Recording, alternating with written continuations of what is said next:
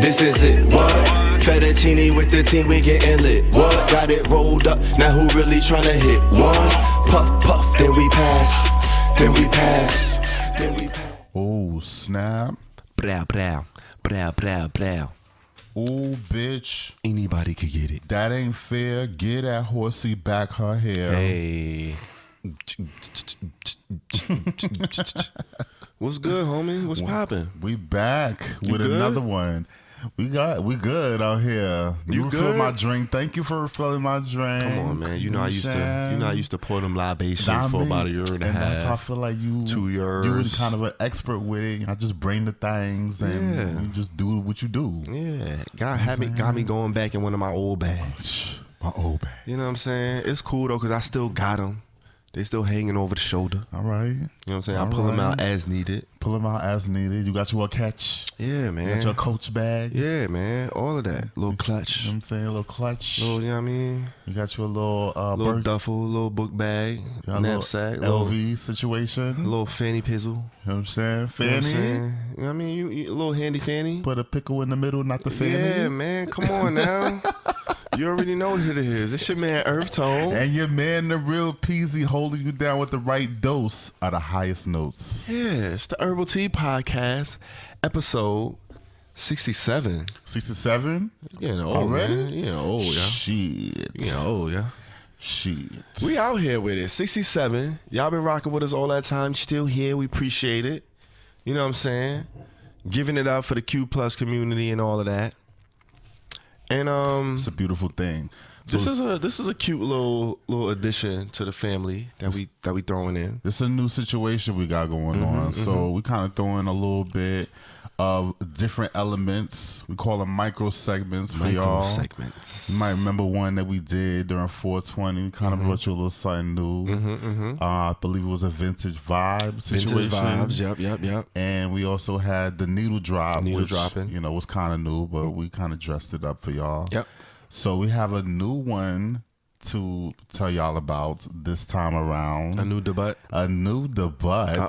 Doing debut.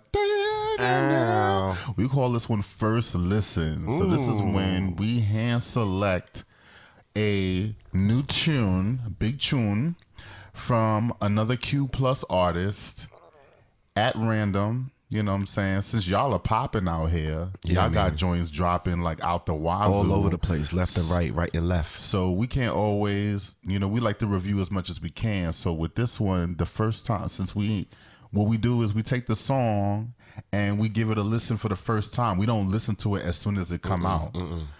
If we never heard it before, we decide, okay, we're going to listen to it. And we're going to give our first thoughts. Make sure we don't listen to it until right before we about to record. Exactly. Period. And we debut it together. We debut it together. First listen. We're not listening to it beforehand like we do the reviews.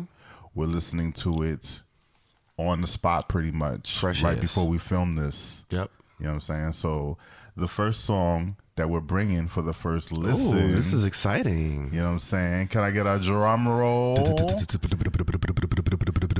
It is going to be none other than the illustrious Tyler, the Creator. Oh, okay. Or Tyler Okanma. Oh, okay. You know what I'm saying? Going with the professional government. I think he's going by that by now. That's what he's doing? I like it. He's going to switch into the government. But listen, if he like it, I love it. Right. So he's Tyler, the Creator for now. He hasn't officially said so, but he's been talking about it. But anyway, he's got a new song, which actually is from the re-release. Of the album we reviewed last year, Call Me If You Get Lost. Single added as a bonus track called... I guess somebody got lost and called him. So somebody got lost, right. Okay, got it. And they call him from a payphone.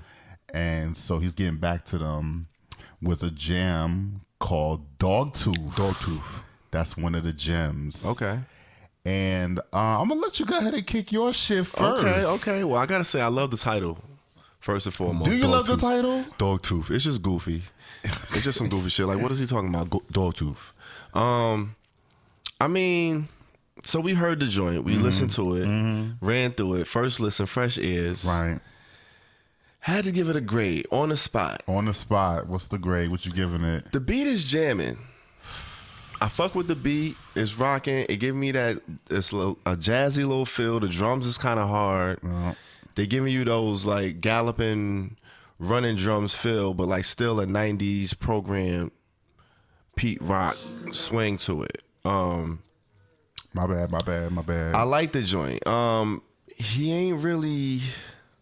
All right, so I gave it a 48% mid. You gave it a 48 mid? Stop. Wait, what? What? You gassing it. I gave it a 48% mid. It was cool. Like I like the beat more than anything. The performance of it, he going in. He's like, the flow is a little cool. He ain't doing nothing crazy. He kind of not, he's not letting the beat go a little bit. It's like a kind of bulldozing over. Yeah, like he going in, but he not saying much. Like I ain't really pick out no ear popping lines. And mind you, this is just fresh ears, first listen. Mind you, keep in mind the title. But I ain't really hear no metaphors. I ain't really hear no lines. I didn't really hear no references to Dogtooth. I really didn't get no concept behind it. He was kind of just rapping and talking. It was like, all right, Tyler, like the beat is cool. The vibe you trying to set is cool, but like where you taking me, what we doing, what we talking about. This title is cool. You got my attention, but you ain't really bringing me nowhere. But right now the beat is keeping me here. I'm listening. I'm riding with it. I'm going to listen through all the way, but I ain't really take nothing home with me. You didn't take nothing home from this listening? Yeah, it was cool. Like, I like the beat. I would like to find an instrumental and like maybe throw something on it, but like, oh, no, I like the beat. Oh, you about to don't gas it. You about to you about to get him on his own beat. You about to rock Sam's Avenger him? None of that. You know what I'm saying? None of that. Respect. You about to battle. You about to battle this motherfucker just to get your name out there. Respect to the young guy. Those days is behind me, fam. I'm just saying I enjoyed the beat, so I appreciate his ear. Okay, you know what I'm saying? We got similar ears. Right. Yeah, but that's all. I mean, 48%, man. How you feeling though? You try to throw me to the wolves first. Listen, all right. So because so yeah, you ain't slick. So okay, hold on. Cause the album you was feeling the album. Okay, but this is not the album though. This is the album. This is different. This is the album. This is literally the same album. He dropped like 6 new songs. He's doing like just like everybody else do, deluxe editions and adding on shit. So it's like a playlist. It's a deluxe. Which is how I felt about the album in the first place. It was excessive. It was excessive, and then just adding more like to 16 joints. His album originally, it's got to be like 25 now it 6, is 7, 8, 30 something. See, now you gassing it. It's giving Chris Brown. Now you running Chris Brown. Now you like running away with it. Now you running away with it. All right, so this song I gave it a 89 fire. I love this. No, you song. didn't. I sure did. Whoa! I gave it a fire, yo. Really? I love the beat because so see, I told you the beat is fire. The beat is definitely fire. The beat is fire. The beat is like fire. Like Tyler produced motherfucking track. He did the track, so that's kind of the thing. I read the credit on the thing. We're listening to it. It's on Tidal, and you can read credits on Tidal. So he produced the beat. Wait, you gave it an 80 what? I gave it an 89. An 89. 89 wow. fire. Because I think this is better than anything that he put on regular album. That's kind of really how I feel it. On the original album, it's better than all that stuff. Really? Yeah, I think this is one of the better songs. Okay. And we haven't listened to the rest. I haven't listened to the rest of it. The rest of the additional tracks on the deluxe. No. But I think this song kind of, he put the right one out to kind of reintroduce the album. Interesting. And I kind of feel like it's better than a lot of the material on the original album. I like the beat a lot. It's very jazzy, okay, but other melodic. than the beat, like you giving me a lot of I like the beat, I like the beat. Like what we talking about? Okay, so the bars I caught, Virgil is my chaperone. He looked from above. I heard that. I fuck with that. You know what I'm saying? Because he's a fashion dude. Yeah. Same Baudelaire kind of goes with what the world he building. Yep. All right. My girl looked like Zazie Beetz and Khalees. Zazie Beetz from Atlanta. Yeah. Fame. She's Van, and Khalees is Khalees. Like, it's not. I mean, it's not a bar, but I like that he's painting something with that. Okay. So the other one I call niggas telling their women about their bodies, how their body's supposed to be, but never take advice from a nigga with a lean gut. Okay. I ain't catch that. So never take advice from a man because they don't get pregnant. That's how I caught it. So like he's kind of pro. Yeah, I caught the sentiment rights behind it, but it was like it's not genius. Okay, thinking like it's not genius, but for Tyler, I think that's pretty cool. You know what I'm saying? I think it's pretty cool for him. You got training wheels on him now. Yeah. I guess you could say that. 89. It's a pretty good song. Pretty good beat. I would bump it. Listen, Tyler, my man. I'm not gonna shoot I'm very shocked. I'm not gonna talk you down from your. I mean, your listen, 89, but it was real regular for me. Like it was regular. It was cool. Like I enjoy. Like I like the beat the most about anything. And then now finding out that he produced it, I didn't even realize he produced it, so I like it even more now. Yeah. But the beat was dope. But I feel like it's not. He flowed on it. He sounded good. He sounded comfortable. But he ain't really. I don't know. I didn't know what he's talking about. I love the chant at the end. Dog tooth. Dog tooth. That part is where the points came off because I don't like know that what shit. He's talking about. Me either. But I like. That's why I like it. It's random as fuck. And it had nothing to do with nothing. It's nonsensical, and that's the okay only too. part of the title you get is them chanting dog tooth at the end. That's okay. But even the song, what was the song about? It's a rap song. See, you can't be. Oh man, does it have to be about anything? You right. Like there's plenty of songs out there that are. I ain't giving them 89s that are not about really anything. I don't know. I could think of a couple. It's not of songs a lot that ain't about nothing. That's genius. Yeah. Okay. We was just singing one earlier, in my opinion, but I don't know how you feel about the song, like overall. But I mean, that's a whole nother conversation. Wow. Okay, so I like this first listen. This was fun. Yeah. The first inaugural, not inaugural, but like part of the show, segment of the show. Yeah, for the first listen. First listen, I like it. Okay. Shout out Tyler the Creator coming back with a, you know what I'm saying, a re-up after, didn't he win a couple of awards? He won something. Rap album of the year, something like that. He won a Grammy for best rap album, I think, on the Grammys earlier this year. He did his thing, him and DJ Drama. He sure did. Shout out to him. He sure did. And you definitely knocked the rest of that album out for me, exactly, because this is probably the only song that I would play. From Tyler, the creator. Well, hey, I never thought I see an 89 fire from you. See, you can't be like pigeonholing me and shit. You're right. You know what I'm saying? I was wrong. Ain't no love, a loss. I was wrong. It's all love. You know what I'm saying? I fuck with Tyler. Clearly. This song. All right. I fuck with this song. That's really it. That's really it. Listen, we'll take it. We'll take it. All right. So, I'm going to hit you with the streets right after this. You already know. That's what's going on. You know I love when we go to the streets. We finish talking about Tyler, the Creator. He's in the streets, too. We got some more heat coming out from the streets action. So, I got your little updates going on here. Shout out to y'all. All right. This Uganda situation. Uganda passed as one of the most severest known anti-LGBT bills criminalizing anything remotely related to homosexuality. All right, so just to give you a little primer, like homosexuality is already illegal in Uganda. They just criminalize it by, like, if they find you, they will kill you, basically. That's kind of what they want to do. Like the bill, they passed it to the president. The president's name, I wrote it down. I hope I wrote it down. Anyway, fuck his name. The president of Uganda, the prime minister or whatever, he hasn't signed it yet, but it's clearly like gonna be signed. And you have activists that are like coming out and, you know, they've been fighting against the bill. This is not a new thing. Okay. So Uganda's already been one of the most anti-LGBT countries in the world.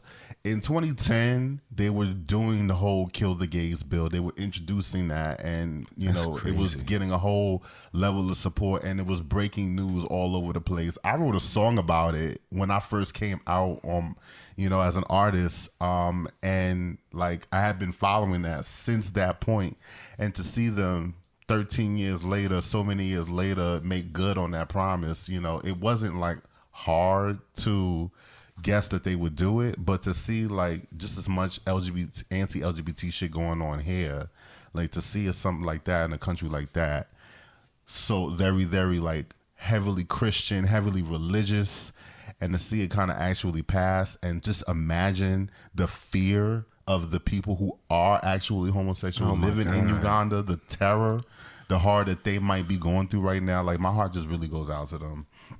And like that's some scary shit. It's absolutely scary. So it's really ugly out there. They've been repeatedly passing all types of versions, you know, of this bill all throughout time, and like it's just crazy going on. In the light of everything, man, that was a lot. It's heavy, man. It's heavy shit. But that's what's going on. And that's around the world. Like, you got to think and sit. And that's just one country that I'm reporting on. Think of the other ones. Don't take for granted, like, the little bit of freedoms we do have. Absolutely. Because, shit.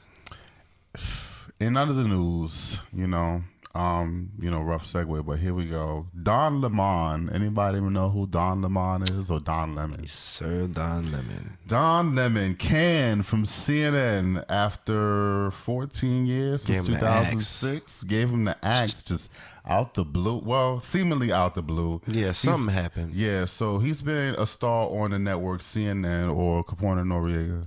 Mm-hmm. No, not Capone CNN Noriega. Invade NY, multiply, do that.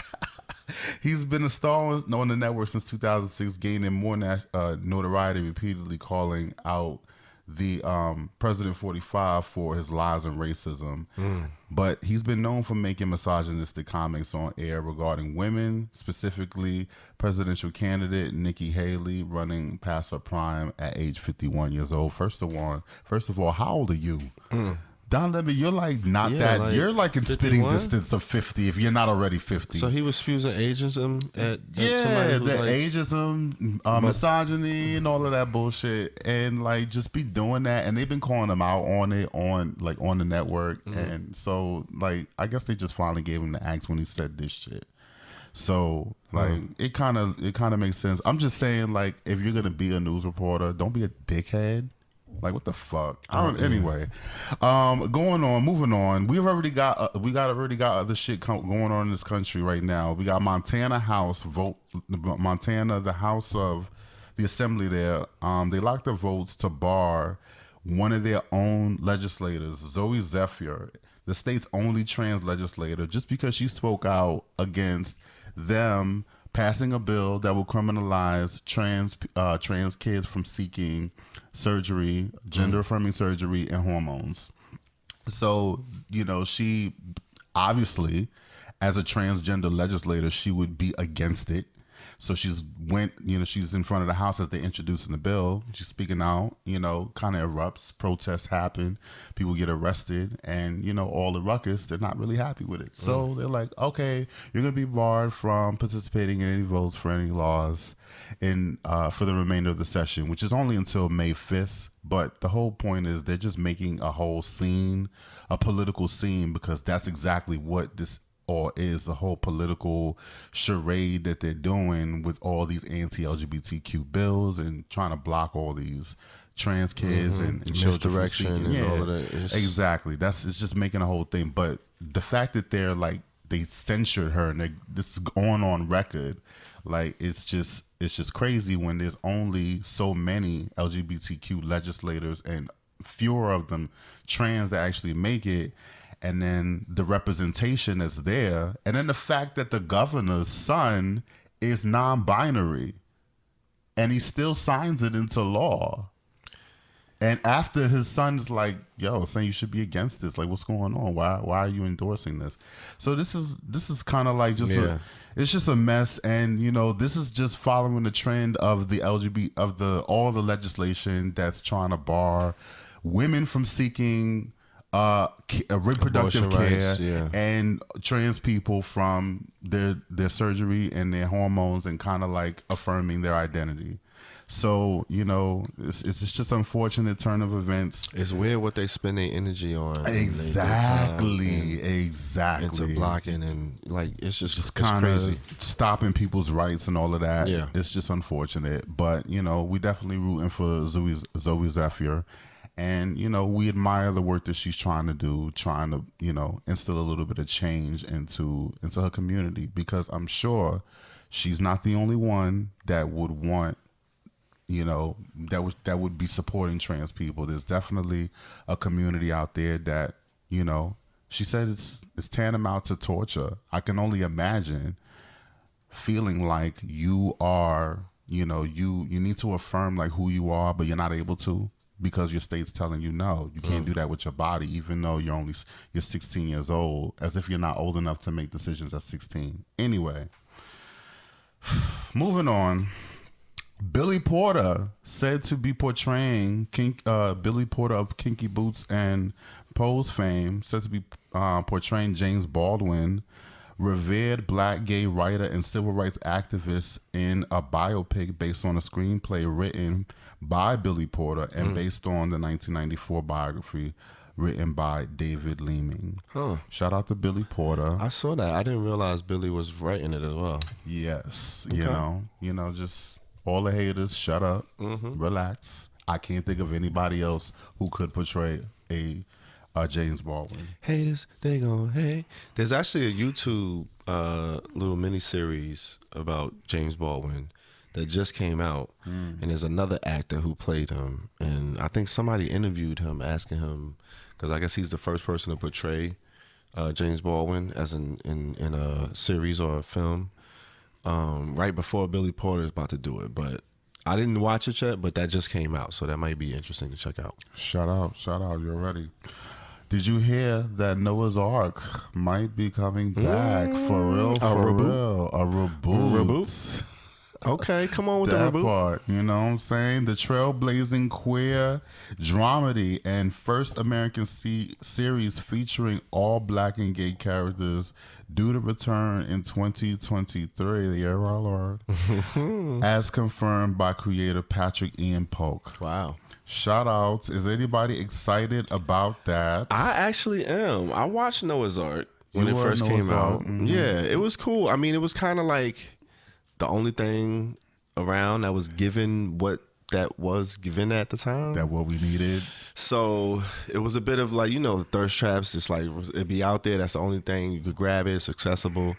But it wasn't the greatest piece of content. You know, the guy was kind of cute. It was, you know, it was all right. Shoestring budget. It was cool for what it was. You look back at it now, it didn't age quite as well. So I'm interested to see what they're gonna do with the reboot. Yeah. Good points. I wasn't that much of a fan of the show. Okay.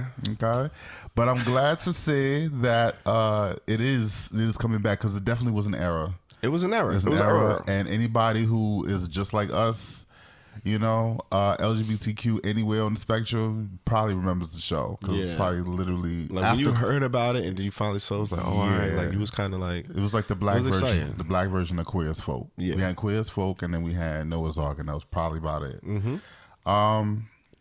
So my name is Monique. Okay.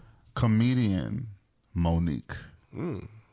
You kind of passed this one to me. What's she did? Monique is part of the Q Plus community now. Is she? Welcome to the family. Shout out to her. Come on, Monique. Shout out to her. Come on, Momo. We love us some Monique. You already know. We're the podcast. We tell the things to do, so sweet, come join us. How did we just jump into that at the same point? I knew you were gonna. I felt that. That is crazy.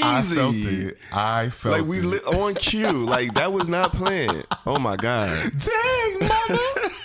Shout out to Monique with your motherfucking comedy, you know, shit, your Netflix comedy situation. That is too funny. You with your motherfucking shit. You that bitch. You know what I'm saying? You that motherfucking bitch. So keep doing your thing, bitch, and keep motherfucking representing, because that's what you motherfucking do. She out here. I love it. Have you seen it? I didn't see it. I watched it as soon as you passed it to me. That night, I told you. Yeah. So I haven't seen it yet. It's Monique being Monique. She's at her best. Shout out. Her. Gotta check it out. The comedy specials is like, they're the new wave. Like everybody got them. Right. They come up on the low. You can find some really good ones that's like sleepers out of nowhere. Listen, Netflix is looking for that content. You know, we trying to get up on Netflix. Let's get a Netflix deal coming on. Stop period. We got some things to talk about. Stop playing with us. You're ready. And in the interest of more black content, 1001, the movie starring the illustrious Tiana Taylor. Come on, Tiana. Starring role. Wow. In a movie produced by Lena Waithe's company. Okay. Hillman Grad. Interesting. There's a lot of Q plus situation going on there. And Come on, Lena. And it was distributed by major distributors. So it's in some theaters. I went to go see it at Brooklyn, at BAM. Okay. Which is, the joint in downtown Brooklyn where, performing arts situation. And I love this movie. Did you? I really love the movie. I love what she did. God. I love like Tiana, like she. Okay. So wait, this is not her first time acting. It's not her first time acting. She was first in Medea's Big Happy Family. Okay, yep. You know what I'm saying? Byron, why are you sounding like a siren? You know what I'm saying? That was her. Yeah. That was her. And I thought that was going to be the last of it. But no, she is cameo apparent? She kind of came up real quick and did this movie and starring role. And I don't want, without giving too much of a situation, she basically is playing a mother in New York, going through the years, raising a son that she lost to foster care, but she kidnaps and raises for the rest of his childhood. Okay. You know what I'm saying? It's about like growing up with this child and kind of raising them and being there for on them. On the run, though? They kind of set up a home. In the movie, they set up a whole. Okay. It's a whole situation because in New York, kind of shit kind of slips through the crack, and to be like that, you kind of get away with shit like that for a certain amount of time. So but that's kind of a little bit on the movie, and like she has the starring role, and she kind of carries, and all the actors really kind of like, wow, they definitely support her, and it's beautiful black talent going on there. So I want to give a big shout out to Tiana Taylor. Come on now. For doing your damn thing, and Lena Waithe for putting these stories out, these black stories. I love it. I remember when I first heard about her putting together her company, Lena Waithe. Right. It was like, all right, I could tell she what's happening. Yeah, yep. For sure. So she's giving us this first look here with this, and a big shout out to her for that. Okay. All right, and that's what's going on in the streets. That's what's going on in the streets. It's a lot going on in the streets. It's a lot. That's a lot. It's a lot of heaviness in the streets. But listen, we gotta bring it to you this way. Yeah, man, it's real. It's you gotta be aware, know what's going on, and find that balance between the dark and the light. The heavy and the light. But yeah, now that we went to the streets, we're gonna do something a little different. You know what I'm saying? We got something different going on. We got something a little different. Okay. We got something a little different. We're going to do something called, and this is another newbie we bring it to the table. Breaking. The 90's equivalent. 90's equivalent. Now, let me break it down for you. We kind of taken artists, Q plus artists in particular, from today's generation, and we going back into, a certain period of time, whether it be the golden era, the early 90's, the early aughts, 2000s. We're taking infamous periods within hip hop, R&B, music in general, black music, and we comparing it to artists of today. So we finding the doppelgangers. So we're gonna start out with the golden era, like the 90's hip hop era, right? We take an artist like Lil Nas X. Who would he be if he came out in, let's say, 95, 94, 96, something around that era? Like, what artists do you think he would kind of And we came up with most this. reflect. We came up with this because we just be having our like side conversations, Random debates, and we be like, yo, because there's so many more queer artists out, just like today, just like there are a lot of female artists. A lot. You know what I'm saying? Who would they be since they're carrying the torch now? If they came up in a different era. Yeah. Who would they? Just use the imagination, having fun with it, playing with it, running wild. You know what I'm saying? Shout out. Making up scenarios and shit. So we're going to start out with Lil Nas X. To see he the big ticket right now as far as the Q plus. The Q plus artist. He doing his thing. Mm-hmm. I think he would be like Lil Kim. And I'm going to say Lil Kim because, of course, the obvious. You got the Lils, the Lil and the Lil. Right. You know what I'm saying? Modest starts at first. Lil Nas came out with the Old Town Road. He was a little cowboy, humble. You didn't really know where he was from. Lil Kim came out. She was just a little sidekick. The shorty in Junior Mafia. Mm-hmm. The only female in my crew. And I kick. You know what I'm saying? Shout out. Before she had, the beautification, you know what I'm saying? Before she did all of that, she was just a cute little hood chick. Mm-hmm. And then the hardcore cover came out, and it was like she had the little switch. Lil Nas X, he started showing out, having a little revealing fashions. You can tell he got a stylist, you know what I'm saying? A more progressive stylist after a certain point. Award ceremonies. He pop out and show out. Lil Kim, she was known. She had moments. You know what I'm saying? She had multiple moments at multiple award shows, stopping red carpets because of what she had on, what she was doing, ass out, titties out. Lil Nas ass out with the chaps. You know what I'm saying? Like I could see the similarities. Lil So Kim that's kind of one of the ones where I'm going. You know what I'm saying? Extra at the one got that sex pop appeal, because it's hard to take sex mainstream and pop, especially from a black artist standpoint. So Lil Kim was able to do that, break those barriers. Lil Nas, he doing it as a gay black male. He on fucking MTV Awards with fucking videos with blurred signs, blurring out PPs and woo-woos, because he got male dancers dancing in showers. Shake it for your sushi. You know what I'm saying? Like he doing his thing, dipping it, ass naked. I'm like, all right, go ahead then. Yeah. Who else is doing it like that? I don't know. Listen, Sexual empowerment. I agree. There's a lot of things going on. Lil Nas X, Lil Kim. Where you feeling that 90s equivalent? Who you think? Who would be a good counterpart? Or somebody who's like somebody else from that era, from today? Like who would you grab and compare? All right, so I definitely am on board with you with Lil Nas X and Lil Kim. I definitely think they represent their respective times in their era in terms of their influence. So let's talk about Doja Cat. Doja Cat, for me, Doja. We have Lil Nas X, who is Lil Kim. Doja Cat would be Eve for me. Ooh. Because the timing is kind of there, and Doja Cat has the pop appeal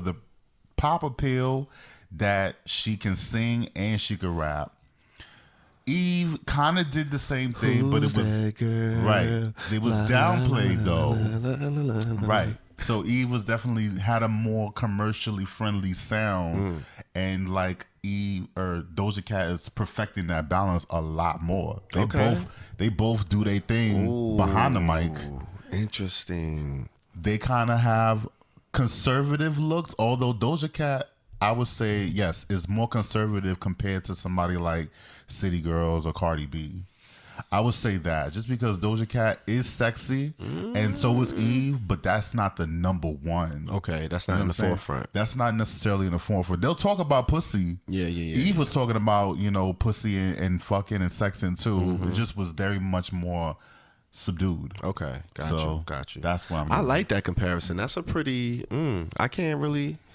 I can't take that nothing away from that one. Eve and Doja Cat. I didn't really see that one when you was like Doja Cat. I didn't know where you was gonna go, and you shot me with that. Okay, all right. So if Doja Cat is Eve, I'm gonna go with Saucy. Okay, you know what I'm saying? Saucy Santana. think Saucy is Foxy Brown.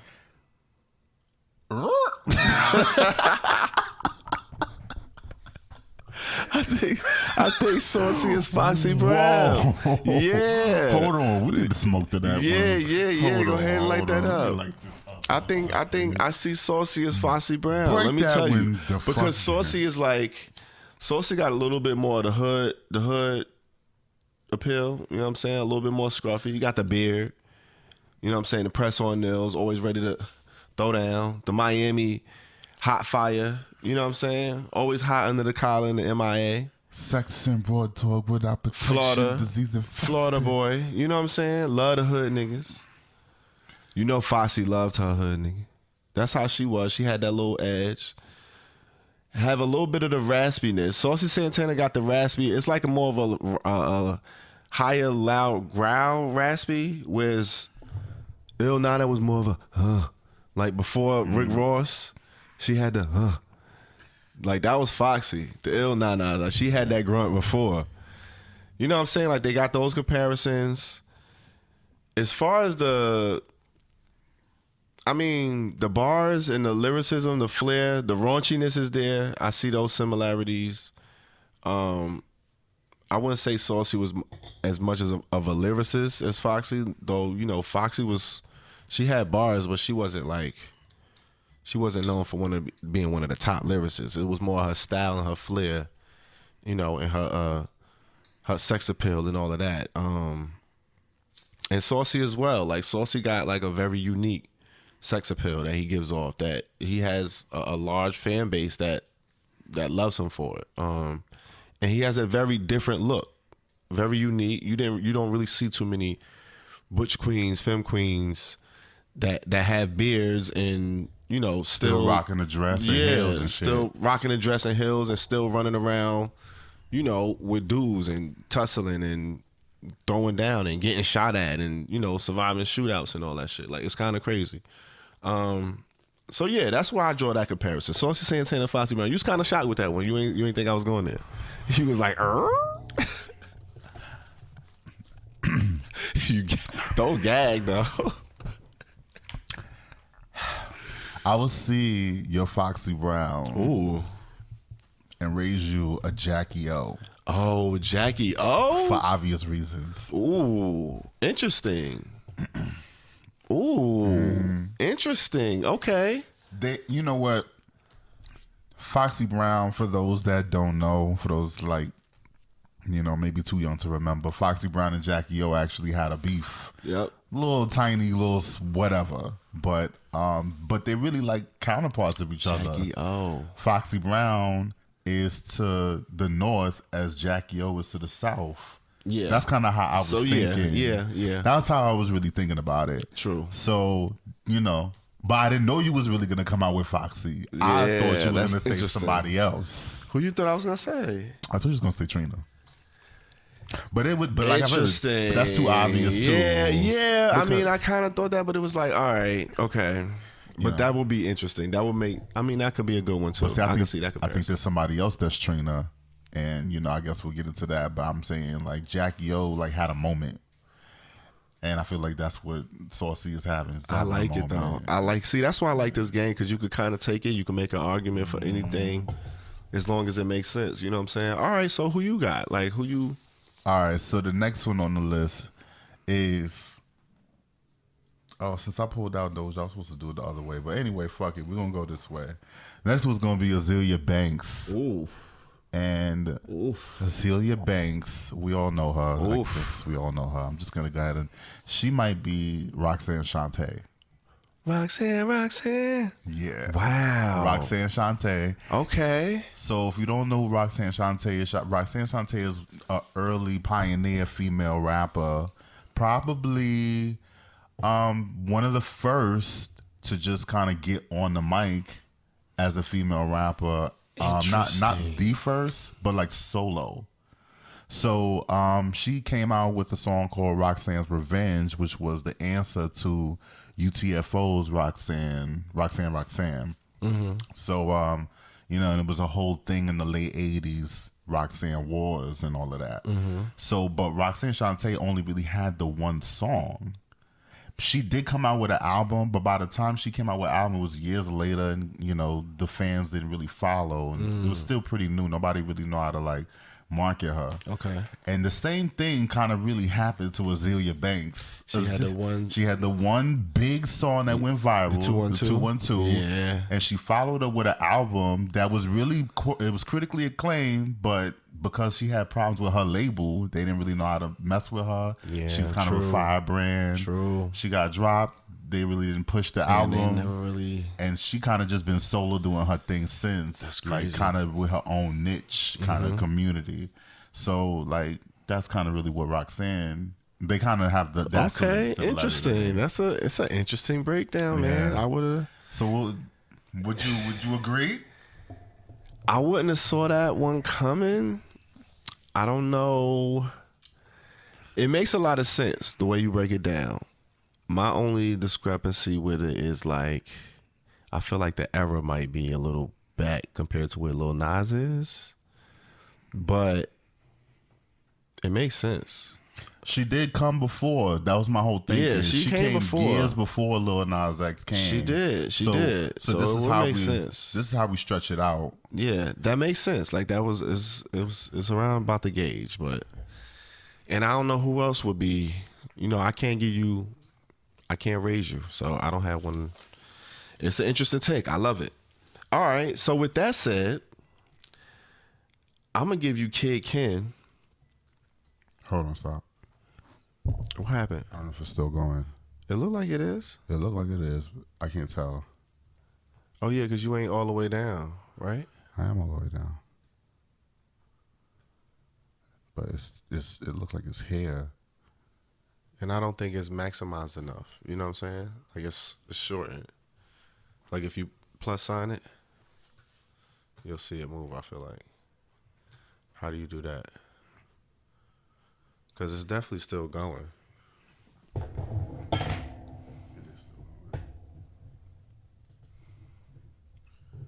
Yeah, see, you can see it moving. It is maximum. Okay, yeah. Okay, it was maximized. That's why. All right, boom. All right. Okay, so we keep going. I just wanted to make sure it didn't stop.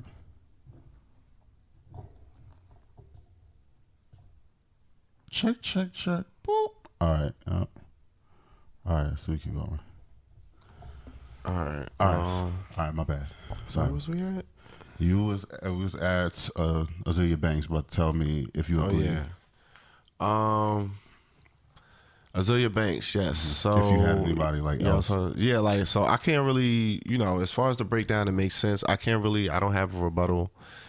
I mean, it's just an interesting take. It's an interesting breakdown. Like that's kind of what you have with it. That's why I love, I love the game. Where we going with it? 90's equivalent. All right. So with that said, Kid Ken. You too funny. Come on now. Shout out to Kid Ken. 90's equivalent. Who was his 90's equivalent? Charlie Baltimore.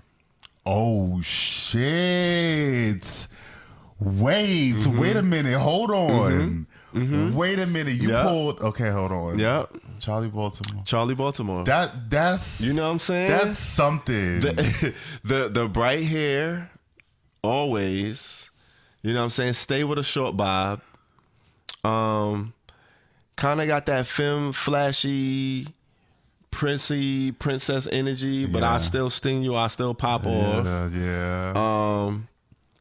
Got that shorty of the click vibe, shorty of the click energy. Real petite, thin framed. Style is kind of like feisty and sexy, but still youthful and playful. Yeah. But goes hard too. Goes hard. Could give you a hard 16. For real. Could get you in a BET cypher. Something like that. And hold this down, hold his own weight. Charlie motherfucker. Yeah, like Charlie Baltimore. That's how I'm feeling. Pretty and spicy and fiery. Even like the couplets. All right, so the albums, the concept albums. Kid Ken's first 3 albums, Childish, Child's Play, and then Grown. He switched it up on you. Oh, you followed up with Trilogy, right? Okay. Charlie Baltimore, I feel like she was on that same path, so she ain't make it that far. She ain't never really. She did a private release of her first album, and they never make it to a full public release. But the album, the debut was called Cold as Ice. Cold as Ice, right? You know what I'm saying? So I feel like she would have kept on the same line. The next joint would have been Too Cold to Care, and then she would have been like lukewarm. You know what I'm saying? Like, wow. She would have kept. You know what I'm saying? I feel like that was the pathway. That would have been the pathway. That would have been the triple. Yes, the triplet. She would have kept it going like Kid Ken. Like it was mirror image. I saw it. Wow. Come on, man. Okay. You know what I mean? All right. You know I can't argue with you on that one. Listen, I dug deep. You got it. You did it. You did that. All right. Thank you. You did that. Shout out to Charlie Baltimore. Yeah, come on now. Charlie Baltimore. Yeah. Iceberg Slim, the most shady. Exactly. Frankie Baby. All right. So the final one on my list was Young M.A. Young Ma. And Young M.A. came out. Okay, this one I struggle with. I actually don't know if I came up with anybody for this one. Okay, but the ones that come to mind. Okay. Young M.A. Okay, here's Young M.A. Young M.A. is MC Light. Young M.A. is MC Light. Because she came out, and I'm thinking like, okay, Azealia Banks came out. She came out like 2011. Young M.A. came out 2016. A few years later, Roxanne Shante. You know, the years are kind of off, but the era is the same because right before there was the explosion of female rappers, there was just Queen Latifah, Roxanne Shante. Young Ma and Azealia was that close? 5 years apart. So, yeah. I feel like they was further apart. Yeah. Azealia came out late 2011 and Young M.A. came out 2016 with Ooh. So, that's, Ooh would be her I Cram to Understand You. Or her Paper Thin. So MC Light. Right. Ooh. Okay. You can say you love me, but you know what I'm saying? You can say you love me. How the fuck should go? I don't remember. Don't give me the line. But she was going off. It goes into my head like Young Ma is MC Light. Okay. I'm not mad on it. Yeah, Young M.A. is MC Light for me. Okay. Right. Listen, man. So before the explosion of female rappers, it was MC Light and Queen Latifah. Wow. We haven't found out Queen Latifah yet. It might just stay Queen Latifah. Young Ma, MC Light. MC Light. There you have it. 90's equivalent. I like it, man. So we had Lil Nas' Lil Kim. We had Doja Cat is Eve. Saucy Santana is Fosse Brown. But got I Raised You, You Raised Me. I Raised Her, Jackie O. To Jackie O, which I think that might be a better fit. Yeah. And then we got Azealia Banks. And then we got Azealia Banks. There's Roxanne Shante. Roxanne. Wow. And then we had Kid Ken.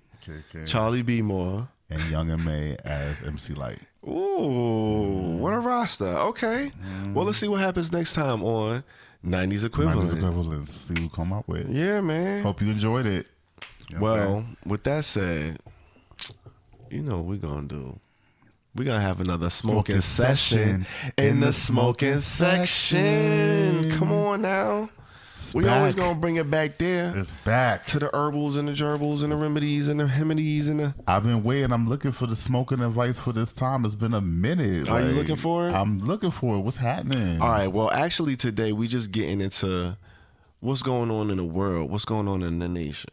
So you know, major sports. It's a big thing. We watch a lot of it. It's embedded.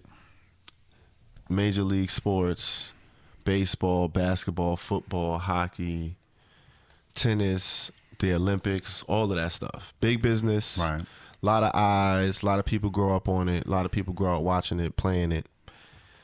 And it has a trickle-down effect. What happens in sports is also, you know, a representation of what's going on in the world. And they catching up, you know, slowly but surely. It's getting progressive.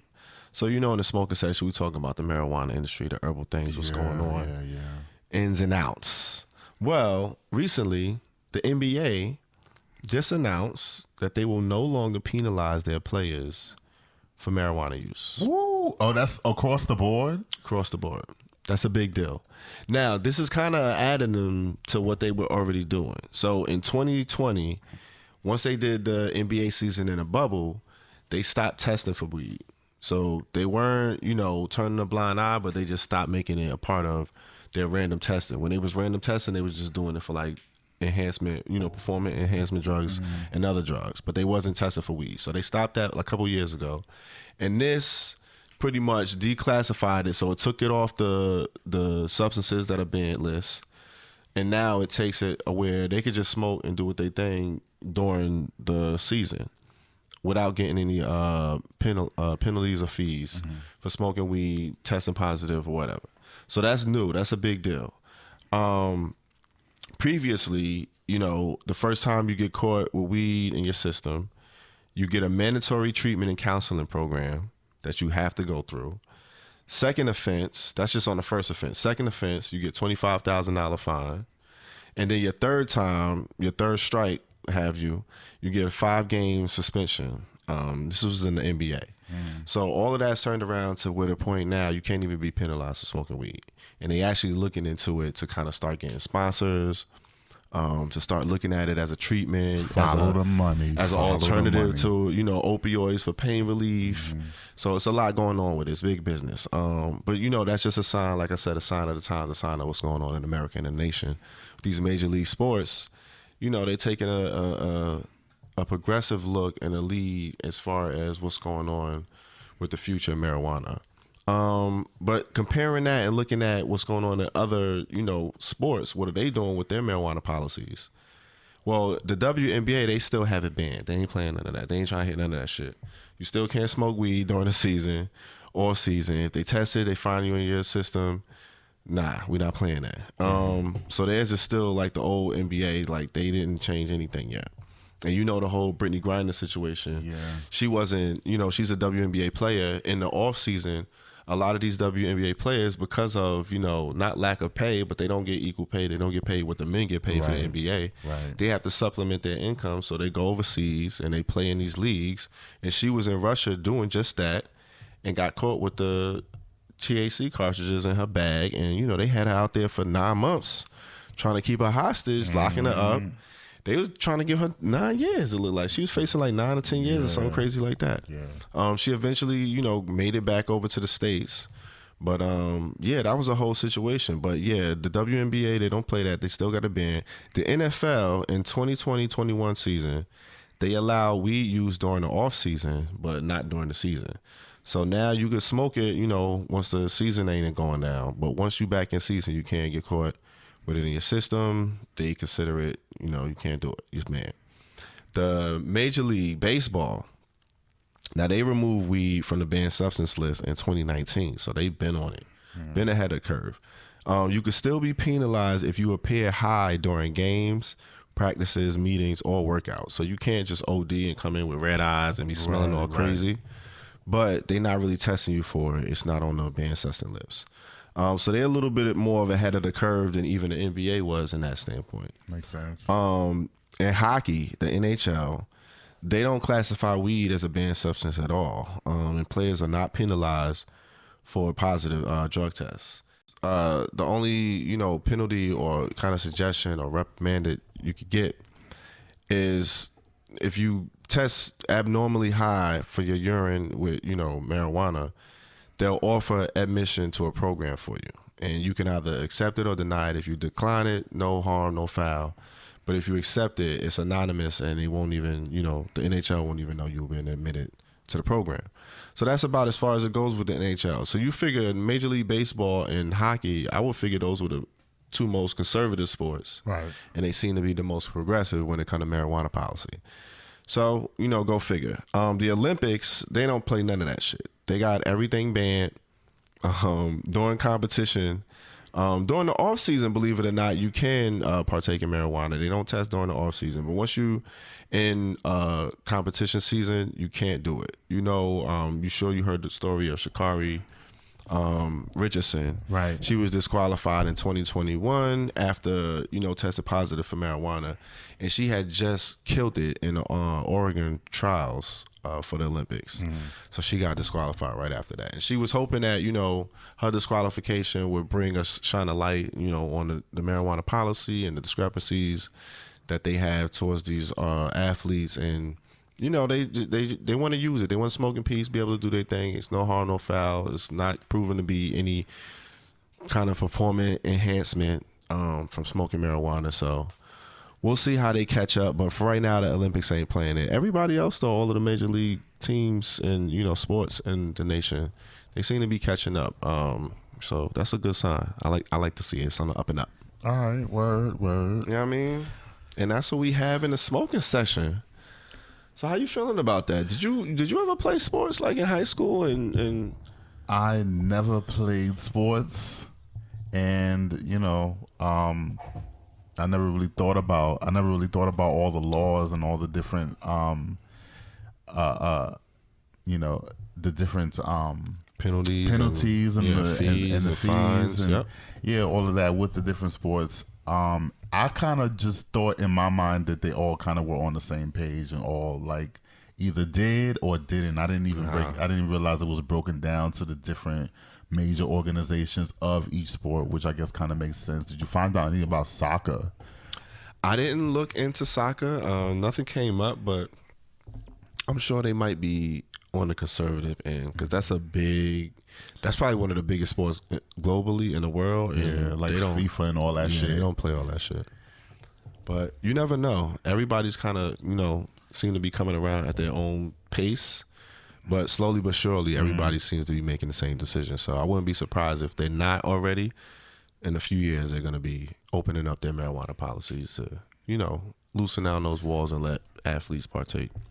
But in other words, in that news, we're going to partake because it's legal in NY City. Period. And we're going to end it like we always like to end it on a motherfucking high note.